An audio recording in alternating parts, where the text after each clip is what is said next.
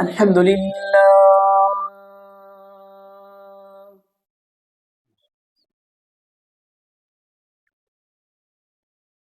الحمد لله الذي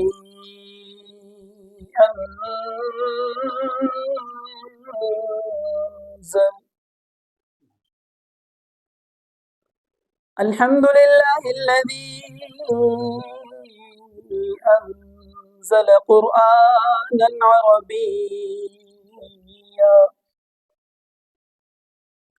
وهدانا صراطا سويا والصلاة والسلام على سيدنا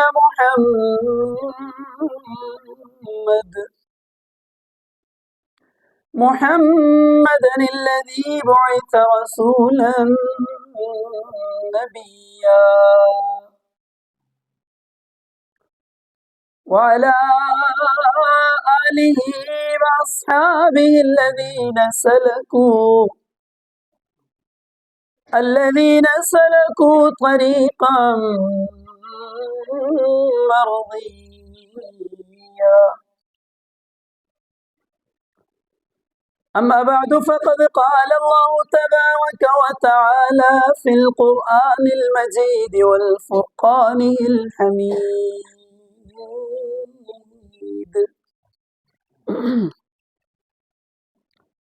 ومن أعرض عن ذكري فإن له معيشة ضنكا ونحشره يوم القيامة أعمى. قال رب لم حشرتني أعمى وقد كنت بصيرا. قال كذلك أتتك آياتنا فنسيتها وكذلك اليوم تنسى. وقال تعالى في مقام آخر: والسابقون الأولون من المهاجرين والأنصار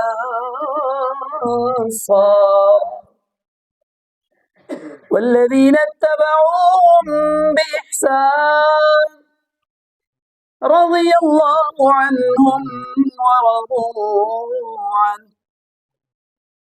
وقال تعالى في مقام آخر: رجال لا تلهيهم تجارة ولا بيع عن ذكر الله.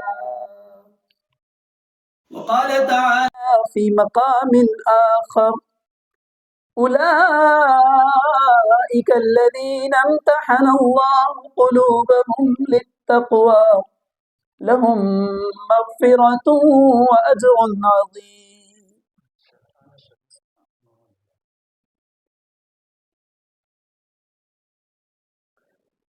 عالم رویا میں دیکھا میں نے ایک ماہ جبی. عالم رویا میں دیکھا میں نے ایک ماہ جبی. گوشے مسجد میں بیٹھا تھا وہ غمگین و حزین. عرض کی میں نے کہ اے سرمایہ حسن و جمال. عرض کی میں نے کہ اے سرمایہ حسن و جمال. سچ بتا اپنا پتا ہے کس چمن کا نو نہال. حور ہو یا ہو فرشتہ یا پریزادوں میں ہو. حور ہو یا ہو فرشتہ یا پریزادوں میں ہو. شہنشاہ معزول ہو یا خانہ ویرانوں سے ہو. رو کے فرمانے لگا میں ایک دل ناکام ہوں. جواب سنیے، پہلے سوال اور پھر اس کا جواب. رو کے فرمانے لگا میں ایک دل ناکام ہوں. مسلمانوں کا ستایا ہوا مذہب اسلام ہوں. رو کے فرمانے لگا میں ایک دل ناکام ہوں، مسلمانوں کا ستایا ہوا مذہب اسلام ہوں، اب جگہ ملتی نہیں، اب جگہ ملتی نہیں لوگوں کے دولت خانوں میں، اس لیے میں چھپ کے بیٹھا ہوں یہاں ویرانوں میں۔ اے مسلمانوں خدا را پند شیطاں چھوڑ دو، اے مسلمانوں خدا را پند شیطاں چھوڑ دو، وہ تمہیں کہتا ہے ہر ایک حکم قرآن توڑ دو، جاہو یک روزہ کی خاطر، پیسوں کی خاطر، لالچ کی خاطر، جاہو یک روزہ کی خاطر چند پیسوں کے لیے، ہر بری حرکت کرو اور دین و ایمان چھوڑ دو، وہ تمہارا سخت دشمن میں تمہارا دوست ہوں، وہ تمہارا سخت دشمن میں تمہارا دوست ہوں، تم کو ہے میری نصیحت کفر و عصیاں چھوڑ دو۔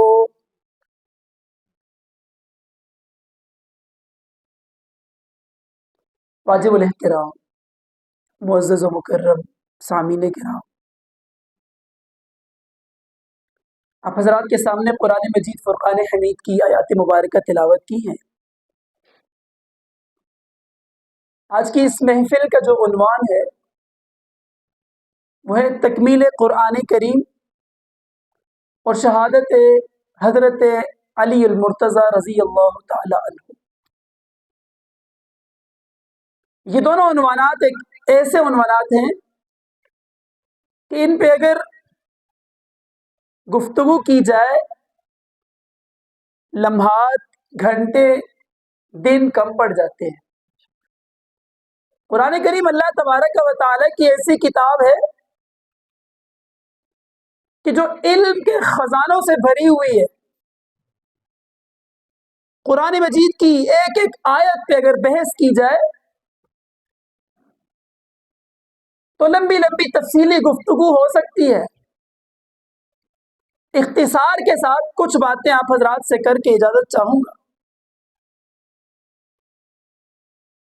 میں نے آپ حضرات کے سامنے آیات کریمہ تلاوت کی، ان آیات کریمہ کا مفہوم بیان کرتے ہوئے شہادت حضرت علی المرتضی رضی اللہ تعالیٰ پہ بات کروں گا۔ قرآن کریم میں اللہ تعالیٰ فرماتے ہیں وَمَنْ أَعْرَضَ عَنْ ذِكْرِي فَإِنَّ لَهُ مَعِيشَةً ضَنكًا وَمَنْ أَعْرَضَ عَنْ ذِكْرِي، جو میرے ذکر سے اعراض کرے گا، جو میری یاد سے غافل ہو جائے گا، جو میری یاد سے منہ موڑ لے گا، جو قرآن کریم کو پسے پشت ڈال دے گا، جو اپنی منمانی زندگی بسر کرے، اللہ تعالیٰ کے احکامات کو چھوڑ دے، فَإِنَّ لَهُ مَعِيشَةً ضَنكًا، فرمایا میں اس کی معیشت کو تنگ کر دوں گا، میں اس کی معیشت کو تنگ کر دوں گا۔ قرآن کریم کی آیت کا ترجمہ کر رہا ہوں، فرمایا جو میرے ذکر سے اعراض کرے گا میں اس کی معیشت کو تنگ کر دوں گا۔ ذکر کیا چیز ہے اللہ تبارک و تعالیٰ کی؟ قرآن کریم اللہ تعالیٰ کا سب سے بڑا ذکر ہے، قرآن مجید اللہ تعالیٰ کی سب سے بڑی یاد ہے، اس سے بڑی اللہ تعالیٰ کی کوئی یاد نہیں ہے۔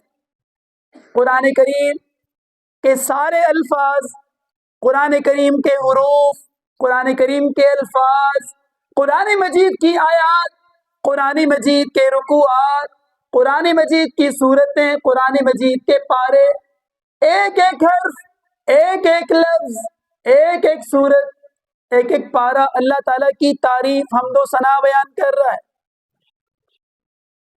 یعنی بزبان حال قرآن مجید ہم سے یہ کہہ رہا ہے کہ وحدت کے بھرے جام پلاتا تو ہے، وحدت کے بھرے جام پلاتا تو ہے، میرے بگڑے ہوئے کام بناتا تو ہے،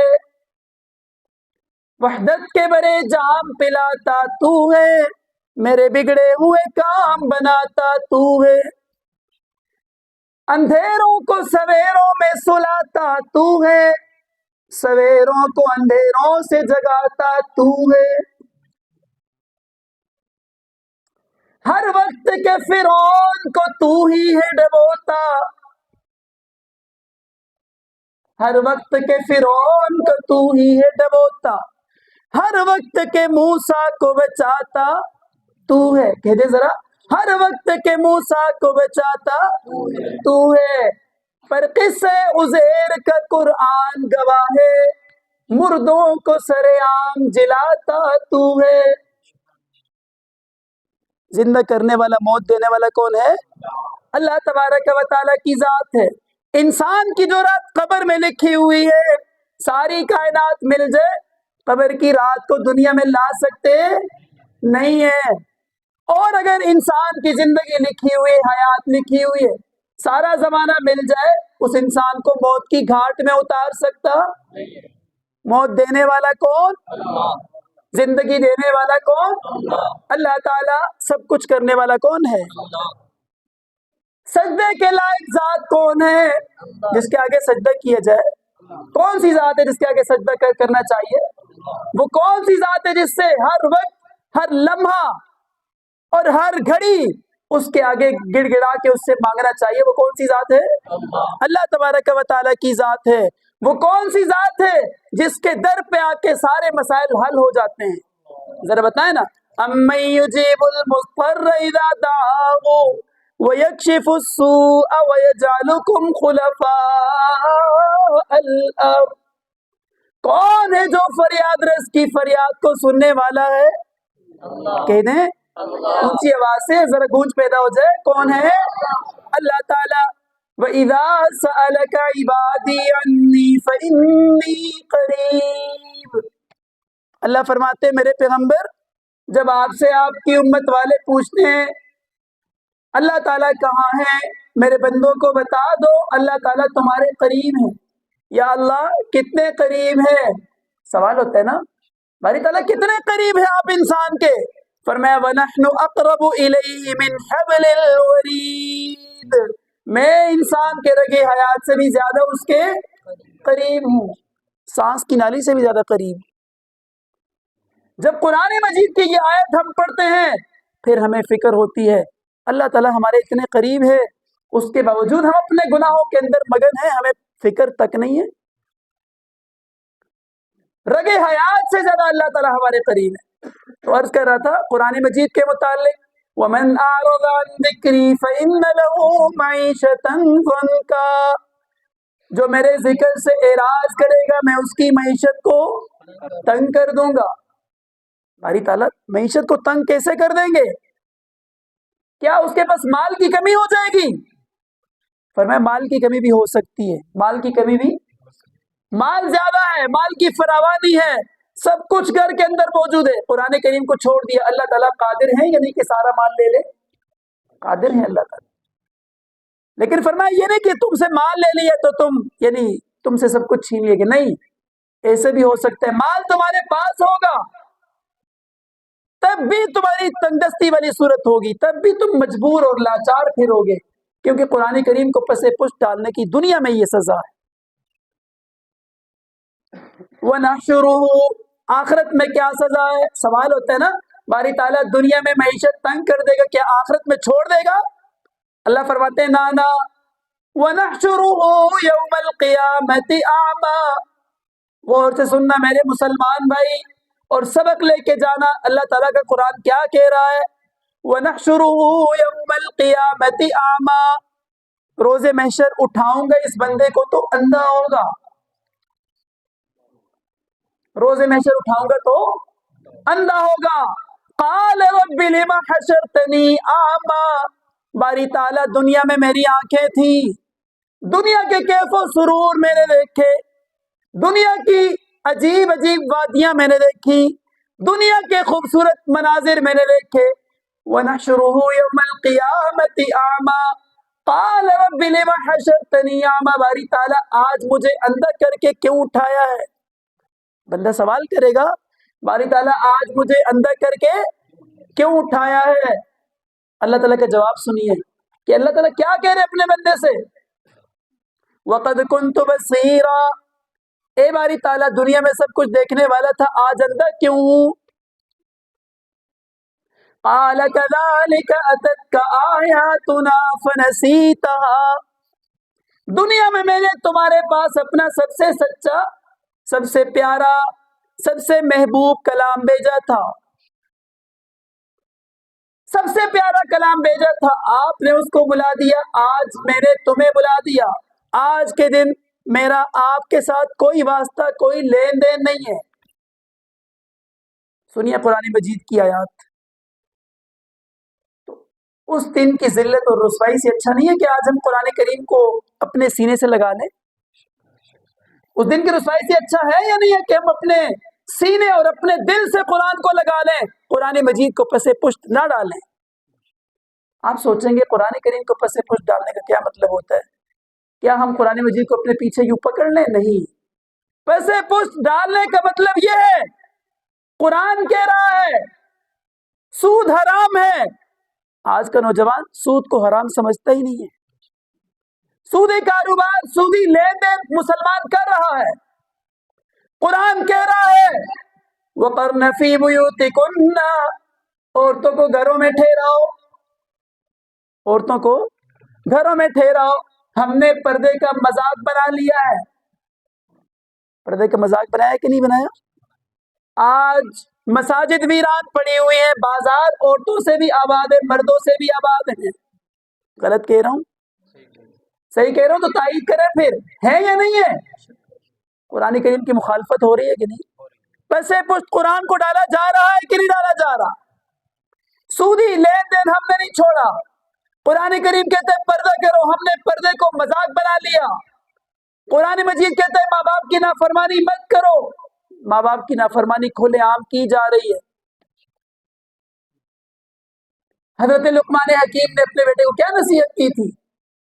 فرمایا یا بنیا لا تشرک باللہ ان الشرک لظلم عظیم، اے بیٹے اللہ کے ساتھ کسی کو شریک مت ٹھہرانا، کیونکہ شرک سب سے بڑا گناہ ہے. سب سے بڑا گناہ کیا ہے؟ شرک. وَوَصَّيْنَا الْإِنسَانَ بِوَالِدَيْهِ، دوسرے نمبر پہ فرمایا بیٹے ماں باپ کی نافرمانی کبھی مت کرنا.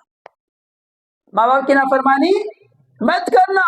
نافرمانی تو دور کی بات، ہم نے نافرمانی کا لفظ پیچھے چھوڑ دیا. ماں باپ کو سر عام جھڑک دیتے ہیں ہم، ماں باپ کو منہ پہ ایسے ایسے جوابات دے دیتے ہیں ہم. تو کیا قرآن مجید کو پس پشت ڈالا یا نہیں ڈالا؟ ڈالا، ڈال دیا نا. قرآن مجید میں اللہ تعالیٰ فرماتے ہیں کہ تمہارے لیے نبی صلی اللہ علیہ وسلم کا طریقہ بہترین نمونہ ہے. لَقَدْ كَانَ لَكُمْ فِي رَسُولِ اللَّهِ أُسْوَةٌ حَسَنَةٌ، نبی صلی اللہ علیہ وسلم کا طریقہ تمہارے لیے بہترین طریقہ ہے. نبی صلی اللہ علیہ وسلم نے کیا اپنی بچیوں کی شادیوں کے اندر گانے باجے کی محفلیں کی تھی؟ بولیے ذرا. گانے باجے کی محفلوں کے بغیر ہماری شادیاں نہیں ہوتی. اگر کوئی منع کرنے والا کہے بھائی رک جاؤ کچھ اللہ کا خوف کر لو، کہتے مولوی صاحب تسی عجیب گلا کر رہے ہو، یہ تو خوشی ہے، خوشی کے موقع تے بھی نہ نچتے پھر کدوں نچساں؟ یہ تو خوشی ہے، خوشی وچ بھی ایسے گانے نہ لاواں تے غمی وچ بھی گانے نہ لاواں تے پھر گانے لاواں کدوں؟ نبی صلی اللہ علیہ وسلم نے فرمایا الغناء ينبت النفاق فی القلب، گانا دل میں منافقت کو پیدا کرتا ہے. گانا دل میں منافقت کو پیدا کرتا ہے. لیکن آج کا نوجوان کہتے ہیں گانے سے ٹینشن دور ہوتی ہے، ٹائم پاسی کے لیے گانے سن رہے ہیں، گانے سے ٹینشن دور ہوتی ہے. گانے سے میرے بھائی ٹینشن دور نہیں ہوتی، گانے سے ٹینشن مزید بڑھتی ہے. گانے سے ڈپریشن میں اضافہ ہوتا ہے، گانے سے آپ کا ڈپریشن کم نہیں ہوتا. گانے سے آپ کی صحت کا بھی نقصان ہے، آپ کا دل بھی زنگ آلود ہو جاتا ہے، آپ کا جسم بھی بیمار ہوتا ہے، آپ روحانی جسمانی دونوں طرح سے بیمار ہو جاتے ہیں گانا سن کے. تو اب یہ ساری چیزیں جب ہم کر رہے ہیں، اسی کو کہتے ہیں قرآن مجید کو پسے پشت ڈال دینا، قرآن مجید کے احکامات سے روگردانی کرنا، قرآن مجید کی تعلیمات سے دور ہو جانا، قرآن مجید کی تعلیمات کے قریب نہ آنا، اپنے علماء کے پاس بیٹھ کے کبھی مسئلے مسائل نہ سیکھنا، یہ قرآن کریم سے روگردانی۔ تو کیا ہمیں قرآن کریم سے روگردانی کرنا چاہیے؟ ذرا بولیے، قرآن کریم سے روگردانی کرنا چاہیے؟ نہیں کرنی چاہیے۔ قرآن کریم کی تعلیمات کے مطابق زندگی بسر کریں گے تب جا کے ہماری آخرت اچھی ہوگی۔ ایسا ہے یا نہیں ہے؟ جب یہ ہے تو کیا آج کے بعد ہم اپنے کاروبار اور لین دین کے اندر حرام حلال جائز ناجائز کو دیکھیں گے یا نہیں دیکھیں گے؟ سارے کہیں انشاءاللہ۔ میں نہیں کہتا کہ میں بڑا صاف ہوں، میں اپنی تعریف نہیں کر رہا کہ میں یعنی آپ کو مخاطب کر رہا ہوں میں بہت اچھا آدمی ہوں، نہیں، یہ یہاں پہ ہم لوگ آپس میں مذاکرہ کر رہے ہیں تاکہ مجھے اگر میری کمی کوتاہی ہے وہ میرے ذہن کے اندر آ جائے، آپ میں سے کسی کی کمی کوتاہی ہے آپ کے ذہن کے اندر آ جائے۔ تو آج کے بعد ہم اپنے لین دین میں احتیاط کریں گے یا نہیں کریں گے؟ ایسی جگہ پہ کاروبار کریں گے جہاں پہ سودی کاروبار ہو، جہاں پہ حرام کا خدشہ ہو، وہاں سے بھی اپنے آپ کو دور رکھیں گے، قرآن مجید نے منع کیا۔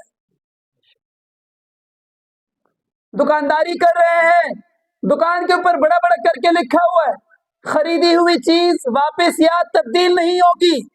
قرآن کہتے ہیں واپس کرو، میں کیسے کہہ سکتا ہوں واپس یا تبدیل نہیں ہوگی؟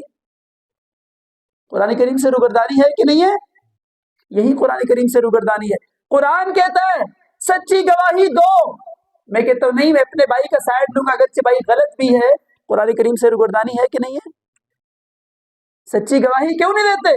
صرف اس لیے سچی گواہی دی میرا بھائی پکڑا جائے گا اور میری ناک کٹ جائے گی، ایسی بات ہے یا نہیں؟ میں آپ کو واقعہ سناتا ہوں، غزوہ بدر کا موقع ہے، نبی صلی اللہ علیہ وسلم، سارے کہہ رہے ہیں صلی اللہ علیہ وسلم، کفار کو شکست دے کے واپس آ رہے ہیں۔ غزوے کے اندر کچھ منافقین بھی نبی علیہ السلام کے ہمراہ ہیں، کچھ منافقین بھی نبی صلی اللہ علیہ وسلم کے ہمراہ ہیں۔ جنگ بدر کے اندر خوشخبری ملتی ہے فتح ہو گئی، جنگ بدر نہیں، غالباً کوئی اور غزوہ تھا، یہ مجھ سے بات غلط ہوگی، ایک اور غزوے کے اندر نبی صلی اللہ علیہ وسلم غزوے سے واپس ہوئے اور صحابہ کرام وہاں پہ ایک کنویں کے پاس ٹھہرے ہوئے ہیں، صحابہ کرام ایک کنویں کے پاس ٹھہرے ہوئے ہیں، انصار بھی ہیں مہاجرین بھی ہیں، انصار بھی ہیں مہاجرین بھی ہیں۔ مہاجر اور انصار میں سے ایک مہاجر اور ایک انصار صحابی کی آپس میں لڑائی ہو گئی، آپس میں لڑائی ہو گئی۔ عبداللہ بن ابی منافقین کا سربراہ بھی وہاں موجود تھا، ان سے تھوڑا فاصلے پہ اس نے اپنا ایک پڑاؤ ڈالا ہوا تھا، اپنے دوستوں کو بٹھایا ہوا تھا۔ اب جب انصار اور مہاجر کی آپس میں لڑائی ہو گئی، انصار نے انصار صحابہ کو بلایا، آواز دی یا للانصار، اے انصاریوں آجو میری مدد کرو، یہ میرے خلاف لڑ رہا ہے۔ مہاجر صحابی نے آواز دی، اوے مہاجرین صحابہ آؤ تم میری مدد کرو۔ انصار بھی مسلمان ہیں، مہاجر بھی مسلمان ہیں، اور اعلیٰ درجے کے مسلمان ہیں، جن کو قرآن نے کہا والسابقون الاولون من المہاجرین والانصار، جو آیت میں نے پڑھی نا، فرمایا ایمان میں بھی سب سے پہلے ہے، ایقان میں بھی سب سے پہلے ہے، نبی پر جان نثاری میں بھی سب سے پہلے ہے، نبی کی خاطر گھروں سے نکلنے میں بھی سب سے پہلے ہیں، وہ لوگ ہیں۔ نبی صلی اللہ علیہ وسلم نے جب سنا، انصار نے انصاریوں کو بلایا، مہاجر نے مہاجرین کو بلایا، آپ صلی اللہ علیہ وسلم آئے، بڑے سخت ناراض ہوئے، آپ نے کہا یہ کس نے بدبودار اور تعصب والا نعرہ لگایا یہاں پہ؟ یعنی قومیت کے نعرے کو نبی صلی اللہ علیہ وسلم نے کیا فرمایا؟ بدبودار نعرہ لگایا۔ کس نے لگایا؟ منع کر دیا۔ چاہیے تو یہ تھا دونوں میں دیکھا جاتا، انصار غلطی پر ہے، وہ انصاری بھی مہاجر کی طرفداری کرتے، اور اگر مہاجر غلطی پر ہے تو مہاجرین بھی انصاری کی طرفداری کر لیتے۔ اصل اسلام تو یہ ہے، کیا اپنی برادری والا غلط پر بھی ہے تب بھی اس کا ساتھ دینا چاہیے. یہ ہے قرآن کریم سے روگردانی. تو قرآن کریم کی سے روگردانی سے انشاءاللہ ہم سارے وعدہ کرتے ہیں کہ نہیں کہ باز آئیں گے. قرآن کریم کی تعلیمات کے مطابق اپنی زندگی بسر کریں گے. قرآن کریم کا ایک شکوہ ہے. قرآن کریم ہم سے شکوہ کرتا ہے. وہ کہتے طاقوں میں سجایا جاتا ہوں, آنکھوں سے لگایا جاتا ہوں. سارے کہہ دے سبحان اللہ.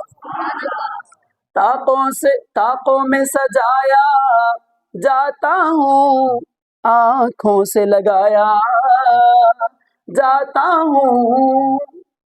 تعویذ بنایا جاتا ہوں, دھو دھو کے پلایا جاتا ہوں. گھر میں بیماری ہے, مولانا صاحب تعویذ کر کے دے دیں, کوئی کاغذ پہ لکھ کے دے دیں, پانی کے اندر ڈال کے بچے کو پلائیں, بچے کو شفا مل جائے. کرتے ہی نہیں کرتے. تعویذ لکھ کے دے دیں, گلے میں لٹکا دیں, شفا مل جائے. اچھا اور کیا کیا؟ تعویذ بنایا جاتا ہوں, دھو دھو کے پلایا جاتا ہوں. اور کس بزم میں میری گونج نہیں, کس عرس میں میری دھوم نہیں. بزم کے شروع میں تلاوت قرآن کرتے ہیں کہ نہیں کرتے؟ اگر عرس مناتے ہیں, عرس میں بھی قرآن کریم ہوتا ہے کہ نہیں ہوتا؟ لیکن قرآن کا شکوہ سنیے آخری شعر میں. مسلمان بھائیوں, آپ سے قرآن کیا شکوہ کر رہا ہے؟ قرآن کہتا ہے ہر بزم میں میری گونج, کس بزم میں میری گونج نہیں, کس عرس میں میری دھوم نہیں. پھر بھی میں اکیلا رہتا ہوں, مجھ سا بھی کوئی مظلوم نہیں. قرآن کیا کہتا ہے؟ یعنی قرآن مجید کے تعویذیں بنانے کے لیے آیا تھا کیا؟ قرآن مجید مردوں کو بخشوانے کے لیے آیا تھا کیا؟ قرآن مجید دلہن کے سر پہ رکھ کے دلہن کو رخصت کرنے کے لیے آیا تھا؟ قرآن مجید مکمل ضابطۂ حیات کی کتاب ہے. فرمایا قرآن کو پڑھو, تمہاری پوری زندگی سنور جائے گی. اس لیے قرآن آیا تھا. قرآن کریم کے مطابق عمل کریں گے یا نہیں؟ میں اپنے دوسرے موضوع پہ آتا ہوں, بات لمبی ہو جائے گی. حضرت علی المرتضی رضی اللہ تعالیٰ عنہ, تقریباً کتنا ٹائم آپ مجھے کچھ بتا دیں, یہ نہ کہ میں لگا رہوں اور احباب جو ہے وہ. حضرت علی رضی اللہ تعالیٰ عنہ, ان کے کیا کہنے, حضرت علی رضی اللہ تعالیٰ عنہ کے کیا کہنے, اور صرف حضرت علی رضی اللہ تعالیٰ نہیں, سارے صحابہ کے کیا کہنے, اور اہل بیت کے کیا کہنے. آج ہم نبی صلی اللہ علیہ وسلم کا نام لیتے ہیں نا, نام لیتے ہیں. آپ لوگ نعت سنتے تو نعت سے جھوم جاتے ہیں. جھومتے کہ نہیں جھومتے؟ جھوم جاتے ہیں. نبی صلی اللہ علیہ وسلم کا ذکر سن کے جھوم جاتے ہیں. ذرا ان لوگوں کے بارے میں سوچئے تو صحیح نا, کہ جنہوں نے نبی صلی اللہ علیہ وسلم کی مجلس پائی ہے, اور جنہوں نے قرآن مجید نبی پاک صلی اللہ علیہ وسلم سے ڈائریکٹ سیکھا ہے. نبی علیہ السلام کے سامنے بیٹھ کے جنہوں نے احادیث سیکھی ہیں, ان لوگوں کی کیا شان اور کیا مقام, کیا مرتبہ ہوگا. ان کے متعلق کیا بات کر سکتا ہوں, مجھ جیسا شخص کیا بات کرے. کرتا ہوں احترام علی کا بطول کا, کرتا ہوں احترام علی کا بطول کا, بھائی میں ہوں غلام علی کا بطول کا, بھائی میں ہوں غلام علی کا بطول کا. اور پوری ہوئی نماز, پورا ہوا درود تو پوری ہوئی نماز, پورا ہوا درود تو پوری ہوئی نماز, پورا ہوا درود تو پوری ہوئی نماز. دیکھیں نا صحابہ کرام کی کیا شان ہے, کہ جب ہم نماز کے اندر درود شریف پڑھتے ہیں, اللہم صلی علی